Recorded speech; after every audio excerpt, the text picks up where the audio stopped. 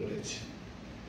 তারই সাফল্য হচ্ছে ৮৪টা বিষয়ে ২ পর্যায়ের আলোচনায় আমাদের মধ্যে এক ধরনের ঐকমত্য তৈরি হয়েছে। আমি এক ধরনের কথা বললাম এই কারণে, কিছু কিছু বিষয়ে নোট অফ ডিসেন্ট আছে, ভিন্নমত আছে।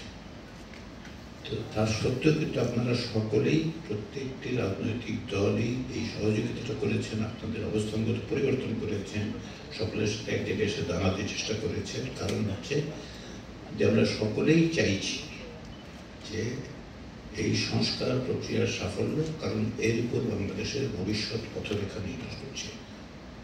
আপনাদের মধ্য থেকে রাষ্ট্র পরিচালনার দায়িত্বে আপনারা যাবেন, সরকারে যাবেন, সরকারের বিরোধিতাও করবেন, রাজনীতির পুঙ্খানুপুঙ্খ দিকগুলো আপনারা বিবেচনা করবেন। যেহেতু আপনারা বিভিন্ন সময় এই বিষয়ে বিভিন্ন রকম ভাবেই সমঝোতার জায়গায় এসছেন, আমরা এটাই আশা করি কমিশন যে আপনাদের দলগত অবস্থানের বাইরে গিয়েও বিভিন্ন দলের অবস্থানগুলো জানার মধ্য দিয়ে বিশেষজ্ঞদের মতামতের পরিপ্রেক্ষিতে আমরা যদি সুনির্দিষ্টভাবে সুপারিশ করতে পারি, সরকারকে জানাতে পারি যে এই রাজনৈতিক দলগুলোর এগুলো হচ্ছে অবস্থান, তারপরে সরকার সে বিষয়ে সিদ্ধান্ত নিতে পারবেন বলে আমরা আশা করি।